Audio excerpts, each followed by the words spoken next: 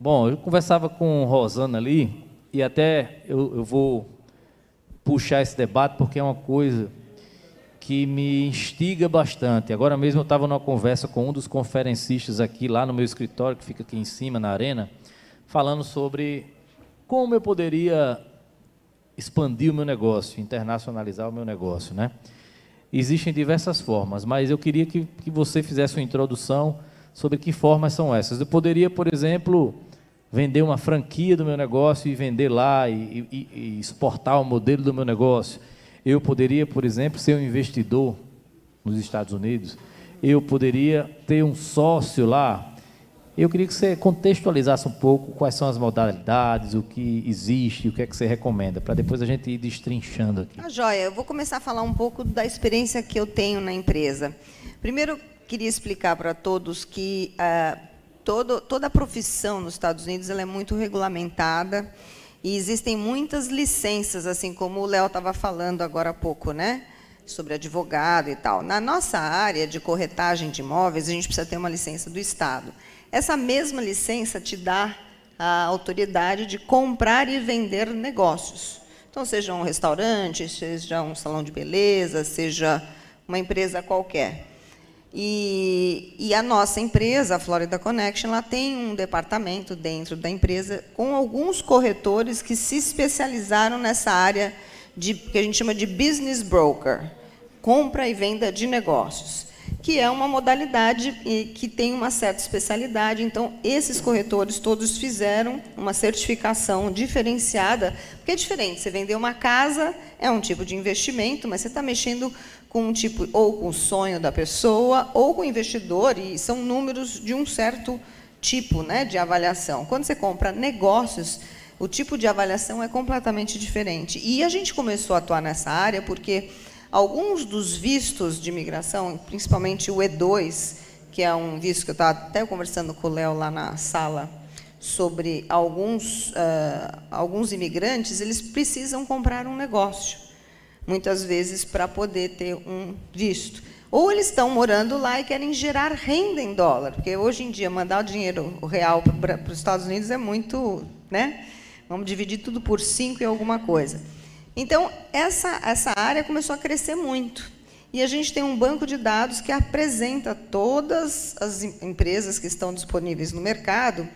E, nesse aspecto que você está falando, o nosso trabalho, chega uma pessoa lá, por exemplo, vamos supor que você resolveu que você quer abrir um restaurante nos Estados Unidos. Então, a primeira etapa que a gente conversa muito é entender qual é o objetivo dessa compra de um negócio, da aquisição de um negócio. E pode ser por visto, pode ser para gerar renda. Então, a gente precisa saber. E depois entender o nível de experiência, né, que o imigrante tem. Que muitas vezes a pessoa fala, eu quero comprar um restaurante, porque eu quero ter um café. Aí eu começo a conversar. E qual a experiência que você tem nessa área? Você já tem restaurante no Brasil? Não. Você nunca trabalhou na área de restaurante? Não.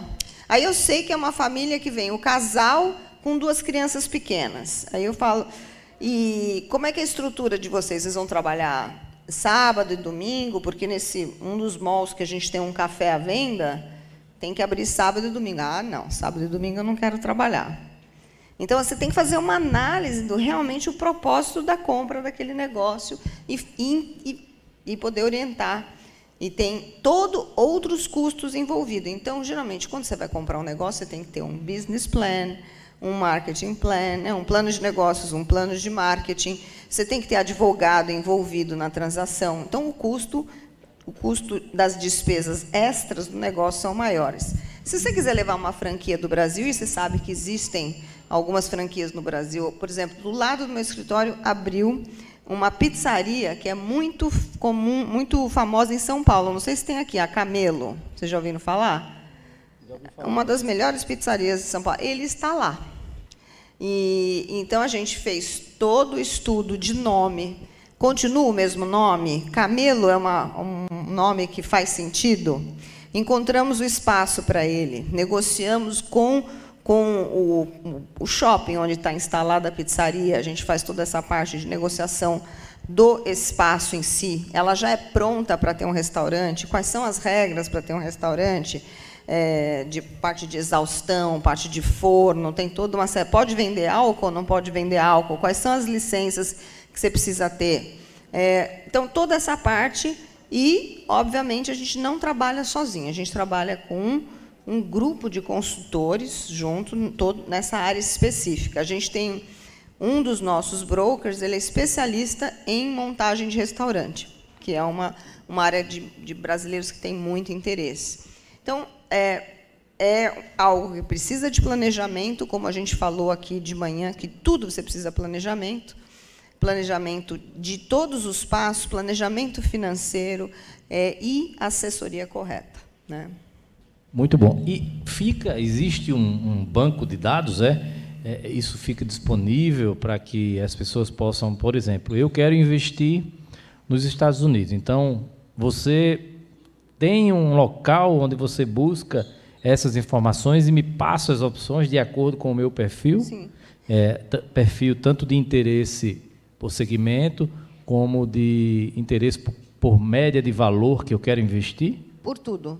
A gente tem nesse banco de dados, você pode definir por região, por faturamento do negócio, por área de atuação, número de empregados, porque, às vezes, por exemplo, alguns tipos de visto, você tem que ter um número X de empregados. Então, todo esse tipo de informação está lá disponível. E aí, obviamente, você faz uma pré-seleção de acordo com o que o cliente está buscando, verifica se ele realmente tem a capacidade de tocar esse tipo de negócio, porque também tem isso. Vamos supor que você vai abrir um salão de beleza e vai comprar um salão de beleza já existente, na verdade. E às vezes, o dono do shopping ele quer ver se você tem experiência com esse negócio. Porque pode ser que você não tenha o mesmo sucesso que o dono anterior. Ele vai querer te aprovar para você fazer parte daquele shopping. Porque ele não quer correr o risco do shopping dele ter lojas fechadas ou negócios que não estão indo bem. Eles fazem toda essa análise, o próprio dono do shopping. Então, a gente faz toda essa intermediação também. Então, todo esse processo existe o banco de dados, mas o trabalho nosso com essa consultoria, esse acompanhamento passo a passo, a apresentação dos advogados que fazem parte, a auditoria, porque você recebe a informação desse banco de dados, você tem que ver se tudo aquilo é verdade. Se o imposto de renda é real, se o faturamento é real, fazer todo o ajuste que você precisar para poder realmente dar seguimento no negócio. Perfeito. Você explicou sobre uma modalidade, e agora eu pergunto, digamos que eu tenha um interesse não em comprar um negócio já existente, mas eu tenho interesse em investir num novo negócio, utilizando, por exemplo, a minha expertise. Digamos que eu seja farmacêutico ou médico, ou que eu seja um chefe de cozinha e queira abrir um restaurante do zero. Como é que funciona esse processo? Também a gente faz esse trabalho com profissionais que têm essa capacidade. Foi falado hoje de manhã, até pelo Igor, né? Se você vai abrir um restaurante, que foi o caso dele, em Boca Raton, nós temos pessoas especializadas em cada área, e se a gente não tem, nós temos os parceiros que fazem toda a parte de estudo de viabilidade econômica, estudo de mercado da região. E uma coisa que nós temos nos Estados Unidos são muitas estatísticas. A gente sabe, por exemplo, por bairro, qual a idade das pessoas que moram naquele bairro. Se é algo mais provável para que tipo de restaurante, para que nível de restaurante, ou se lá está precisando de um salão de beleza para criança, ou uma escola, ou um daycare, como é que chama daycare aqui? Uma creche infantil, que é uma das áreas que muitos brasileiros, às vezes, investem nessa área. Um pet shop, é outra franquia que a gente vende bastante. Pet shop. Então, todas essas estatísticas por bairro a gente consegue ter para ver que tipo de negócio que está precisando naquela região. Então, é muito bom ter todas essas ferramentas e o cliente ter esse tipo de assessoria também. Tá, mas você me falava ali nos bastidores sobre os processos para você abrir um negócio, abertura de CNPJ, O que você precisa comprovar, a capacidade financeira, quais são os pré-requisitos que permitem que eu seja um empreendedor nos Estados Unidos? Algumas coisas importantes para lembrar. Por exemplo, uma das coisas interessantes é você abrir uma franquia. Por quê? Porque ela já tem um modelo que funciona. Algumas franquias nos Estados Unidos não aceitam que um imigrante compre a franquia. Então, só um consultor vai saber isso. Outra coisa interessante que é pró-business, né, pró-negócios nos Estados Unidos, é que nós não temos uma lei trabalhista igual aqui. Então, o empreendedor, o empresário, ele não tem o mesmo custo para manter um empregado como nós temos aqui no Brasil. Você tem uma negociação direta com o empregado, e você não tem FGTS, você não paga 13º, você não tem uma série de custos nesse sentido, uma grande vantagem. Outra coisa que é muito diferente daqui é que, quando você compra um negócio, vamos supor, eu vou comprar um pet shop, você vai comprar a lista de clientes, você vai comprar o inventário, você vai comprar, você vai passar a ser o inquilino daquele local, mas você não vai comprar nenhum passivo, nenhuma dívida. Só o que tem de bom, só as contas a receber, o ativo, e não vai. Você abre um novo CNPJ, que vai ser o operador daquela atividade, daquele negócio já em andamento. Então, você também não corre riscos. Protegido, né? Completamente protegido. Você fica protegido de futuramente ser responsabilizado por responsabilidade de terceiros. Exato. Ou seja, todo o passivo, o que aquela empresa fez para trás, você não vai ser responsabilizado. Isso é importante, viu? Isso é muito importante. E muitas vezes, acho que a Priscila falou na nossa entrada hoje de manhã, que 90% dos negócios à venda, 90% não é porque o negócio não está indo bem, mas sim porque as pessoas estão se aposentando. Não é comum, como aqui no Brasil, da gente deixar as coisas para os filhos, depois para os netos, e a família vai tomando conta. Não, cada um lá é independente. Então, você é uma família, e lá tem muitos pequenos negócios, muitos pequenos. É um país extremamente empreendedor. Quando chega na época de aposentar, ele quer vender e quer ficar livre. Outros, assim, 7%, se eu me lembro bem das estatísticas, 90%, então, é aposentadoria. 7% é porque vão mudar de local e aquele negócio não pode ir junto. Então, você tem, como a gente está falando, por exemplo, salão de beleza. Eu vou mudar da Flórida para o Texas. Não tem como levar esse negócio, então eu vou vender. E aí você tem divórcio, 2%, e briga de sócios, 1%. Então, realmente, não é esse o grande fator. Quando você está vendendo, não precisa ficar desconfiado. E você tem todo o processo de auditoria para fazer. Tá. E, em termos de pré-requisitos, o que é que eu preciso comprovar para... Bom, primeiro, você diz para brasileiro? Para brasileiro. Primeiro, qualquer brasileiro pode ter um negócio nos Estados Unidos. Qualquer brasileiro. Porém, não pode trabalhar. Você pode ser um investidor. Se for para trabalhar no seu negócio, você tem que ter o visto de trabalho, mesmo como empreendedor. Você quer ir lá, você quer fazer as coisas, você quer fazer as visitas, você quer fazer as vendas, você quer fazer a administração, você não pode.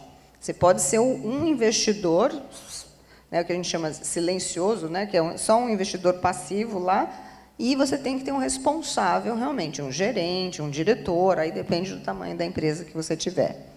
Então, isso é uma observação importante, tá? Mas qualquer brasileiro pode ter um negócio. Com relação ao investimento em si, se você não apresentar um plano de negócios, se você está comprando um negócio, você tem que mostrar que você é capaz de manter aquele negócio. E eles vão querer ver as suas finanças, sim, que é outra dificuldade. Às vezes, o brasileiro ele é muito fechado, né? Então, a gente tem que preencher fichas para apresentar. Por exemplo, eu vou alugar o espaço da minha loja. Ele quer ver se você tem capacidade financeira para pagar aquela loja. Então, ele vai fazer a investigação financeira e você vai ter que preencher um monte de fichas com as informações bancárias, com informações do que você tem no seu extrato bancário. E isso é alguma praxe e, às vezes, o brasileiro não entende isso. Eles chegam lá e falam assim, eu vou abrir uma loja de carros, dá para você arrumar Um lugar para mim? Dá, claro. Aí você acha um espaço. Bom, o proprietário ele quer ver agora a sua capacidade financeira, por favor, preencha. Ah, mas já precisa? Não sei se eu vou querer ainda. Então, nem para dar informações, às vezes, nem para mostrar o espaço totalmente, eles abrem exceção. E porque eles querem ter certeza e não perder tempo. Eu só vou mostrar se realmente a pessoa está interessada para valer, se realmente ela tem a capacidade financeira para alugar aqui, senão não vou nem perder tempo. Então, existe, sim, uma série de cuidados para você, a hora que você estiver pronto realmente para fazer um investimento lá, seja na área comercial ou de negócios. Tá bom. Eu quero que dá mais dinheiro lá. A melhor pergunta, o que é que está dando mais dinheiro? Olha, é interessante, eu vou fazer um comentário aqui, muito interessante. Eu estou há 23 anos nos Estados Unidos, e como brasileiros imigrantes, eu vi várias tendências. Quando eu cheguei, foi em 1999, a maioria dos brasileiros que eu conhecia eram donos de agência de viagem. Muitos, muitos, muitos. Era uma época que tinha muito turista, os turistas brasileiros chegando.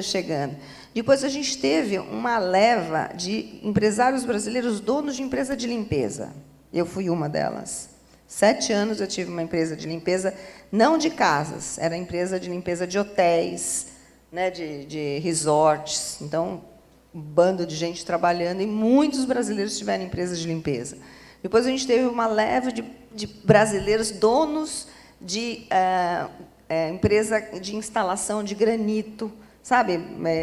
Olha aí, Juliano. Quem é que tem dono? Tem, até hoje ainda tem muito. Empresas donos mas ele tem aqui, mas agora ele vai para lá. Vai para lá? Deixa comigo, me avisa aí. Olha, tá vendo? Ele está começando no caminho certo. Mas realmente tem assim muitos brasileiros com empresas de pintura, muitos hoje brasileiros que são donos de imobiliária, como eu.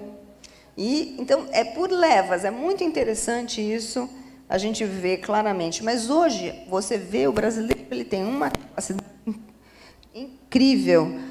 Nós temos brasileiros dentistas, engenheiros, donos de construtora, médicos de várias especialidades. Só na minha cidade, porque Orlando a gente chama de Orlândia, né, que é uma cidadezinha do interior, né, mas que tem realmente uma qualidade de vida de uma metrópole. E hoje a gente tem profissionais brasileiros em todas as áreas. Eu adoro trabalhar com os brasileiros que estão lá. Então, por exemplo, você faz uma festa. Minha filha casou no começo do ano.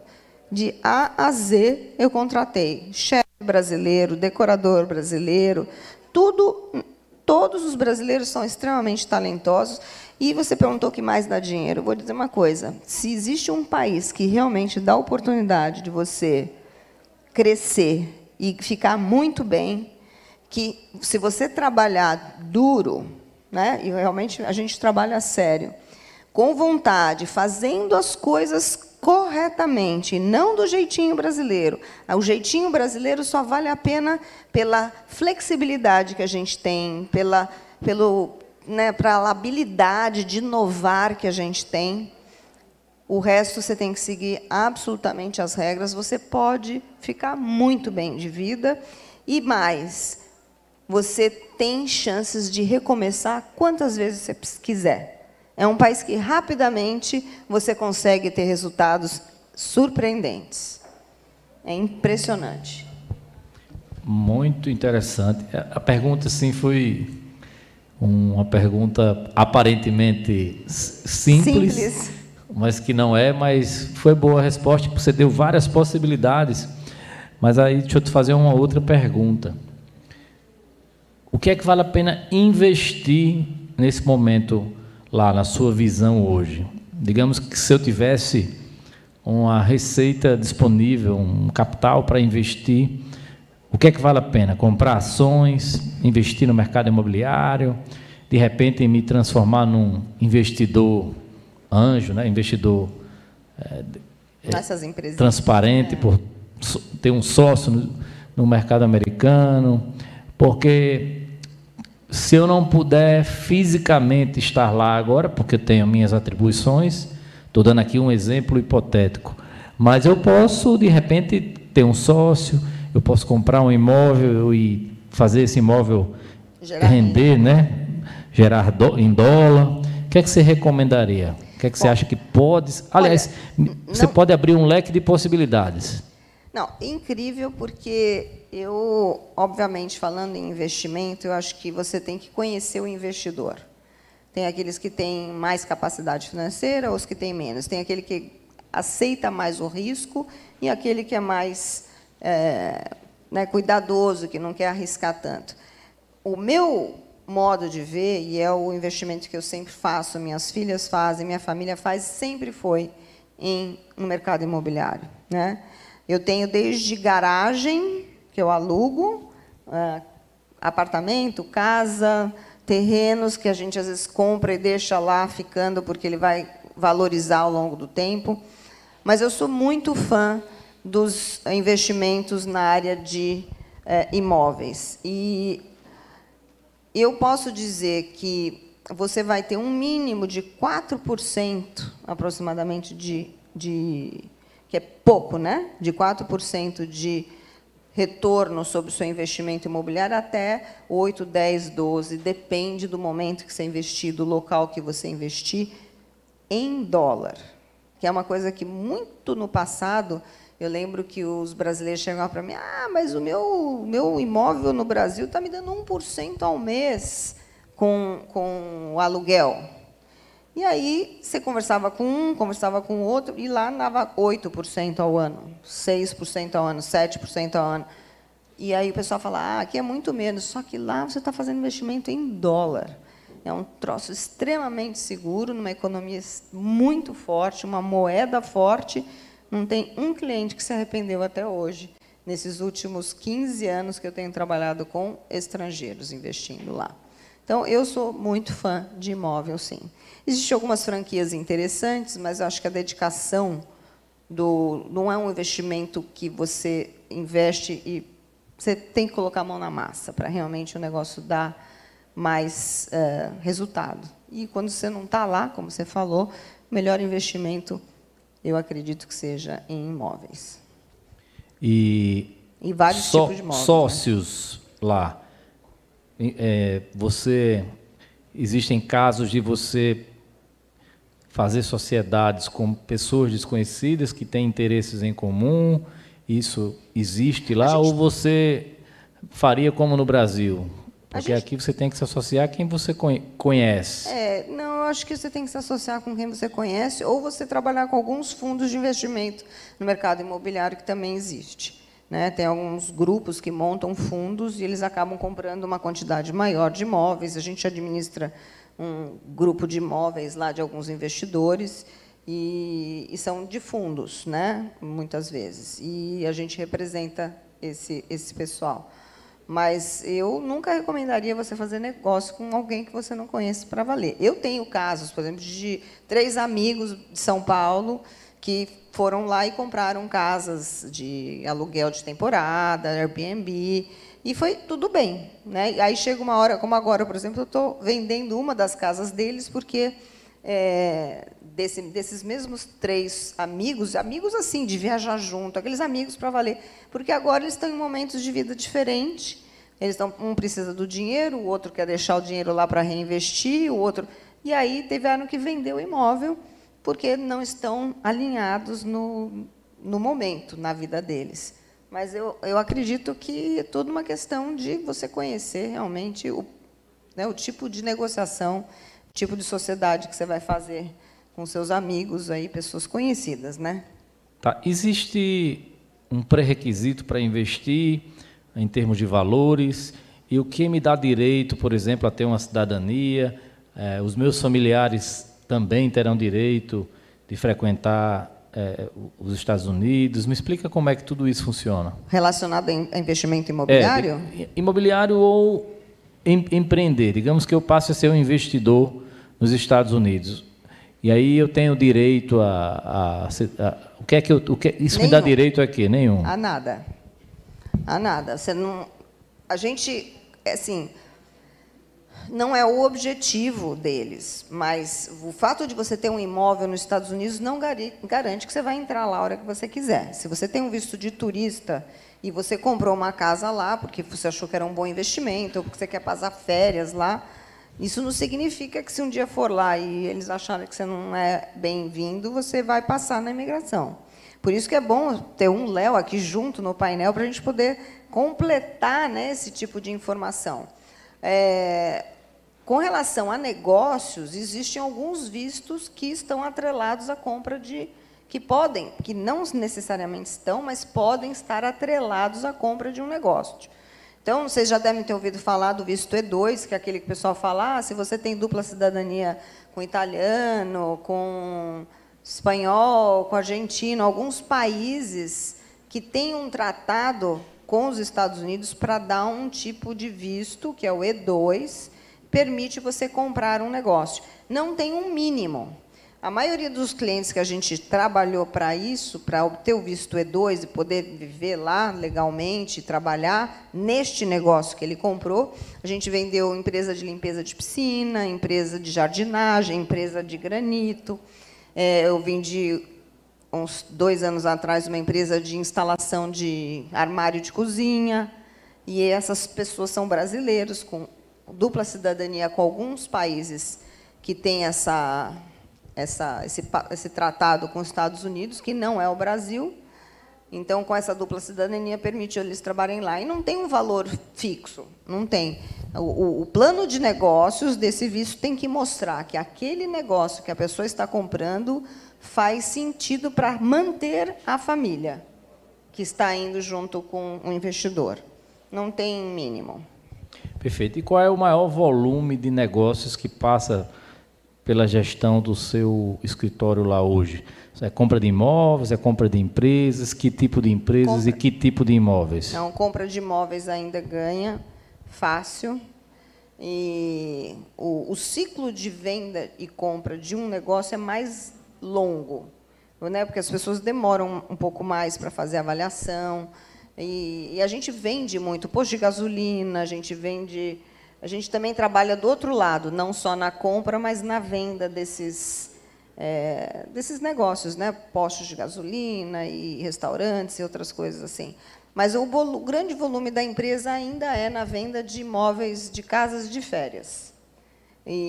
Porque é um grande negócio hoje, realmente, a questão do Airbnb, né? O Orlando e a Flórida é muito visitado mundialmente, pessoas do mundo inteiro querem visitar. A primeira metade desse ano, depois da pandemia, a gente já teve 32 milhões de visitantes. Então, é muita gente. E isso garante todo esse lado do turismo bastante ativo. Então, você tem hoje uma indústria que são as casas de temporada, que são decoradas com temas, né, de parque, de Disney, os quartos decorados, e muitos brasileiros decoradores, com empresas de decoração que fazem trabalhos incríveis. E hoje em dia todo mundo faz uma compra de uma viagem online, né, olhando as fotografias. Então, uma coisa bem bonita, bem decorada, aqueles quartos temáticos, enchem os olhos de quem está alugando uma casa, por exemplo. E aí aluga para o mundo inteiro, né, porque realmente o mundo inteiro quer conhecer a Disney e os parques. E não só isso, né? O clima. Hoje a gente tem... É o estado americano com o maior número de campos de golfe, que foi falado hoje também aqui por algum...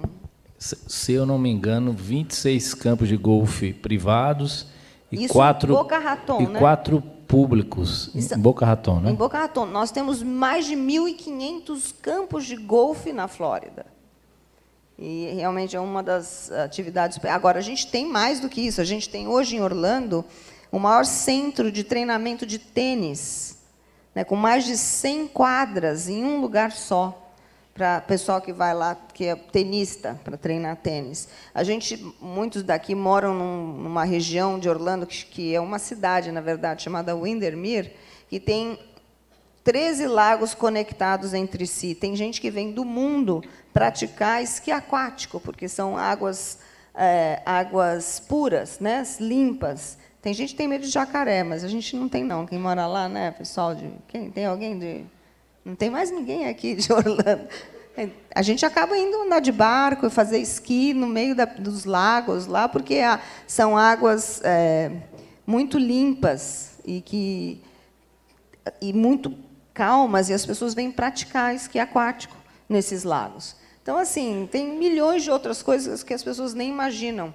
Nós temos shows, concertos, né, de música de todos os artistas que você puder imaginar.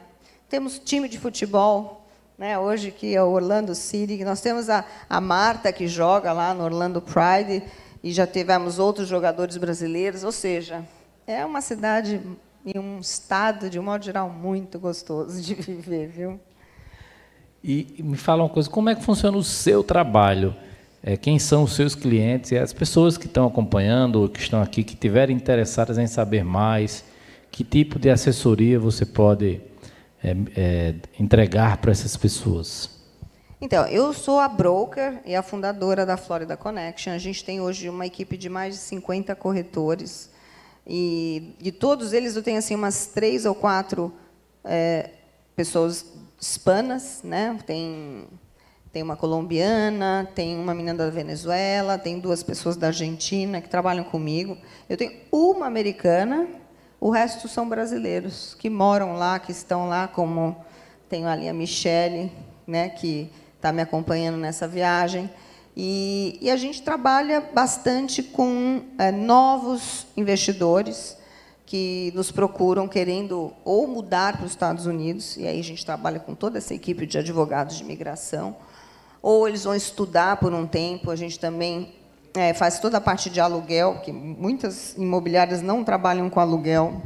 A gente faz aluguel para esse pessoal que está chegando. E a gente tem todo um processo de pegar na mão mesmo, ajudar a pessoa a matricular o filho na escola, porque muitas vezes as pessoas não sabem como fazer, ajudar a ligar a internet, ajudar. Então, é um trabalho muito boutique, muito especializado mesmo em cuidar daquela pessoa que está mudando para lá, ou que está indo mesmo passar férias e ainda não sabe como fazer algumas coisas básicas, né?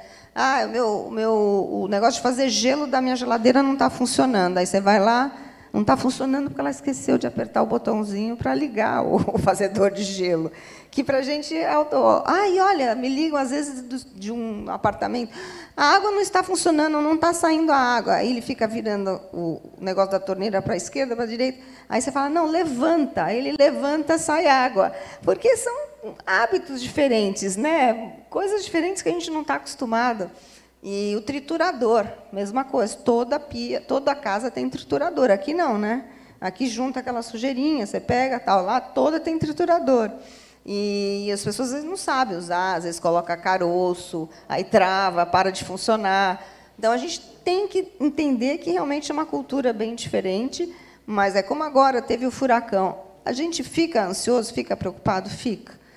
Óbvio que fica, mas a gente é preparado para isso. A gente sabe exatamente o que tem que fazer, o que a gente tem que ter água em casa, tem que ter pilha, tem que ter lanterna, tem que tirar as coisas de perto da janela. Se a sua casa é velha, é de um jeito. Se a sua casa é nova, você não precisa se preocupar tanto, porque já está construída contra furacão. Então, tem uma série de coisas que a gente vai ajudando esse novo morador, seja ele passando férias, seja para morar, para emigrar de uma vez. É a porta, a porta da casa de vocês. Deixa eu agora tentar trazer o debate aqui, tentar extrair uma curiosidade mesmo sobre o momento econômico, né? O momento econômico que a gente vive no mundo inteiro é de expectativa, economia um pouco retraída, mas também a gente sai de uma pandemia, sofremos bastante, guerra na Ucrânia, e eu queria que você trouxesse uma análise de como enxerga o cenário econômico para investir nos Estados Unidos nesse momento. Eu continuo achando que ainda é o país mais forte, que independe de política, não importa quem esteja no governo, é um país que ele funciona independente de governo. Obviamente que a gente tem que estar atento para o que está acontecendo no mundo. a inflação é uma coisa real, mas a oferta e a procura, a lei da oferta e da procura é muito viva lá. Né? A gente chegou a ter o galão da gasolina a $4, quase $5, hoje já está abaixo de 4 e vai se ajustando. Então, eu estou lá há 23 anos. Tá? Quando eu cheguei lá em 99, e era aquela época, ia virar o ano 2000, todo mundo falava que os computadores iam ficar malucos. Vocês lembram dessa história? Bug do milênio. Bug do milênio. Depois veio o Setembro 11, quando as torres foram destruídas pelos aviões. Né? Nessa época, eu tinha uma empresa que instalava a Dish, o satélite, nas casas das pessoas, que foi quando a Globo Internacional começou. Então, a minha clientela era assim, 90% de brasileiros, 100% de hispano que queria assistir futebol, e esses satélites transmitiam futebol. Aí veio o Setembro 11, um monte de imigrante foi embora, ficou com medo, foi embora, achou, porque ficou muito mais rígido a imigração naquela época. Logo depois, a gente começa a crescer novamente. Depois, nós tivemos a crise de 2009, né, aquela quebradeira geral do mercado imobiliário, mercado financeiro, e, rapidamente, a gente retoma novamente. Então, é o que eu falei, é um país que ele é resiliente e tem uma resposta ao mercado muito rápido. E a gente sempre sabe, né? Quando você tem uma crise, você tem oportunidade. Então, tem que ficar de olho nas oportunidades. Essa é uma visão que, recentemente, nós tivemos uma palestra no Líder, onde um economista trouxe uma análise econômica do Brasil, e ele puxou gráficos de 20 anos, das últimas eleições, das últimas crises, e, na visão dele, o momento de risco político com eleição é exatamente uma grande oportunidade para fazer investimentos no Brasil. Né? Você está me dizendo a mesma coisa lá, porque o investidor, quando ele olha, muitas vezes, quando ele olha para onde todo mundo está olhando, mas enxerga o que ninguém está enxergando. Quem sabe, nesse momento de crise, é momento para ele investir lá. Né? O movimento inverso você faz também, de atrair investidores americanos para o Brasil? Assim, ativamente eu não tenho feito, porém, a gente tem um grupo de parceiros mesmos, né? Principalmente na área imobiliária, nós temos vários grupos de corretores que fazem parte de um movimento de trabalhar com o mercado internacional. E aí a gente sempre recomenda aos nossos parceiros aqui no Brasil para fazer isso. Mas, voltando um pouquinho antes, só para você lembrar nessa questão das crises e como recupera rápido, quando é que a gente imaginaria que ia ter uma pandemia? E a gente nunca vendeu tanto quanto durante a pandemia. Oportunidade. Né? Ao invés de a gente... Realmente, os brasileiros que moram no Brasil diminuíram as compras... As pessoas passaram a procurar imóveis mais espaçosos. Uma loucura, a gente nunca vendeu tanto quanto durante a pandemia. A ponto de não ter mais imóvel para vender, que entrou na escassez. Né? A gente ficou sem ter inventário de imóveis para vender. Então, agora é o que a gente sempre conversa. Agora é hora de buscar as melhores oportunidades do mercado e, realmente, quem tem uma boa assessoria vai conseguir fazer bons negócios. Escassez na pandemia e o momento agora. O mercado voltou a produzir, a construção civil está produzindo novas oportunidades, lançamentos acontecendo. Qual é o cenário lá hoje? A gente continua tendo, não a quantidade de inventário que a gente gostaria de ter, mas já aumentou bem. Né? Nós paramos de vender com ágio, a gente estava vendendo os imóveis com ágio, né? Porque a procura era tão grande, não tinha. Hoje, o comprador ele tem uma oportunidade de fazer uma compra mais consciente, porque ele não está sob pressão, ele tem mais imóveis disponíveis à venda para poder fazer uma avaliação melhor daquilo que ele realmente quer. Eu tenho casos dentro do escritório de pessoas que compraram imóveis, o imóvel que tinha, e não era o imóvel que ele queria, é o que estava lá. Hoje não, hoje a gente está voltando a equilibrar, né, essa lei da oferta e da procura, e quem está comprando vai passar. A gente falou, né, a gente estava num mercado onde o vendedor tinha as cartas, né, e agora a gente vai passar a ter um mercado onde o comprador vai ter a força, as cartas. Casas para moradia, casa para férias, o que é que está mais... O que é que tem saído mais lá? Que tipo de casa? Se é apartamento, se é flat? Olha, construção nova na área de casas de férias, nós estamos com pouco inventário. Então, todo mundo que está comprando e quer comprar casa nova tem que esperar bastante essa construção acontecer, porque esgotou. Na área residencial, hoje a gente tem, acho que tem tido lá no escritório uma venda maior, porque a Flórida passou a ser um local que muitas pessoas querem morar, do próprio Estados Unidos. Então, tem gente que muda do norte dos Estados Unidos, daquelas grandes cidades, daquelas grandes metrópoles, que ele morava num apartamento pequeno, ou que durante a pandemia ele tinha que ficar esperando descer o elevador inteirinho para poder entrar o próximo, né? Todas aquelas restrições, ou pessoas, por exemplo, da Califórnia, que saem de um valor do imóvel muito alto, vende o imóvel deles lá, vem para a Flórida, compra uma coisa mais barata e ainda tem lucro para ele poder, né, continuar vivendo uma vida boa. Então, o custo de vida na Flórida é muito atrativo. Então, hoje, muitas pessoas estão indo morar lá. Eu acho que hoje o residencial até que está maior, viu? Tá. Negócios na área de educação são possíveis, por exemplo, mas uma coisa é ter uma educação presencial, mas adquirir uma escola, adquirir uma universidade onde eu tenha um vínculo presencial, mas eu tenho possibilidade de escalar aquele negócio online, mas com a sede lá. Pode, claro. A gente tem... Bom, sem online, a gente tem muitos brasileiros, por exemplo, com creches, comprando creches ou franquias de escolas, né, escolas de inglês. Né, tem muitos brasileiros que são donos de escola de inglês e que recebem os seus estudantes internacionais para estudar em Orlando. Que isso? Peraí, rapaz, já vai? Você está indo embora? Vai com Deus. Boa viagem. Boa viagem. Tchau! Dá palmas para ele. Grande Léo. Grande Léo. Então, na área escolar... Reforçar aqui, Léo foi matéria...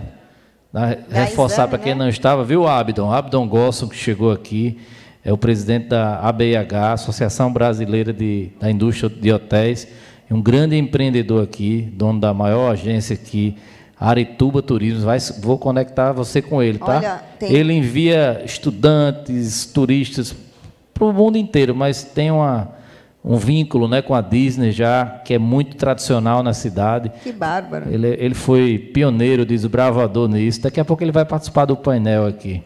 Que ótimo, vou ficar assistindo, então. E o Léo foi notícia hoje, Abdo, na revista Exame. O evento repercutiu lá, está até no Instagram. Que ótimo. Então, temos, sim, bastante oportunidade em venda em compra de franquias de escola. Sim, tem. Escolas particulares, né? É um setor que está sempre aquecido, né? Sempre aquecido.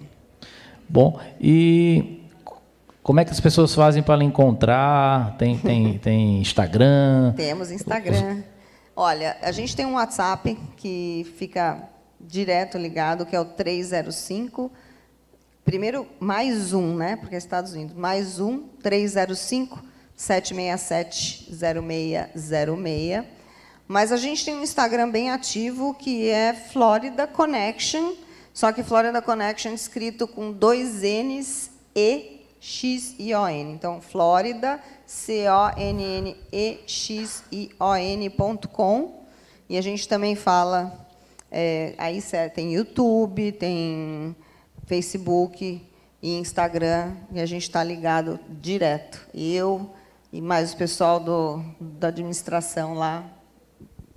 Maravilha. A gente vai divulgar também nas redes sociais do evento. Mais repetiu o número. 305-767-0606. E você tinha falado de banco de dados de negócios, só para você ficar sabendo, nós temos um outro site só para negócios, que é o Florida Connection Business, B-U-S-I-N-S-S, né, como escreve negócio em inglês, .com. Se você for lá, você consegue acessar o banco de dados de negócios. O +1 767-0606. E se você entrar no nosso site, também tem ali o sinalzinho do WhatsApp, que conecta direto. Conecta lá no Ecom, manda mensagem. Isso. A gente vai se encontrar. E eu estou aqui. Eu estou aqui, não vou fugir, amanhã eu estou aqui também. Antes de encerrar e agradecer essas informações valiosíssimas compartilhadas por você, amiga, muito obrigado. Obrigada também a você agradecendo pela por ter oportunidade. vindo até aqui, sejam muito bem-vindos sempre. Vocês já são natalenses, todos vão ganhar título de cidadão aqui, tá?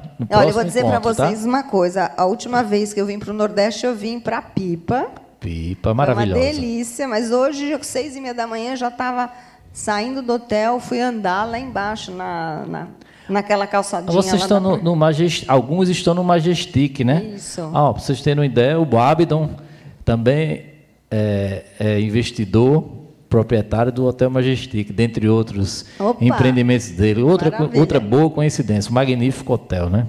Maravilha. Pessoal, queria abrir para perguntas, né? Tá bom, estou aqui. Além do WhatsApp, vocês querem saber mais alguém tem alguma dúvida, quer acrescentar algo?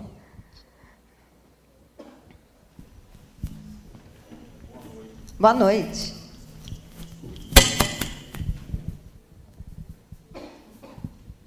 Oi. Boa noite, Rosana. Se a senhora poderia falar, se você poderia falar mais sobre essa questão do fundo de investimento que você citou aí. Eu tenho alguns contatos com alguns fundos que eles nos procuram e a gente acaba comprando imóveis para eles. Eu mesma não montei o fundo, talvez a Carol tenha... Não, deixa eu melhorar. Assim, você pode juntar tipo um grupo e poder participar, né, no fundo de investimento. Isso. Entendi. Obrigado. Alguém mais? Não tendo mais perguntas, qualquer coisa ela vai estar disponível hoje e amanhã aqui no evento. Gostaria muito de agradecer, Rosana, muito você, obrigada. Tá? Parabenizar pelo belíssimo trabalho, pela trajetória, pela forma como você, séria e profissional com que vocês fazem isso lá, tá? Fiquei bem entusiasmado, deu até vontade de investir lá, viu, João? Faz favor, né? Vamos pensar. Depois a gente tem uma reuniãozinha particular, tá? Fechado. Muito obrigado. Salva de palmas para ela. Viu? Boa noite.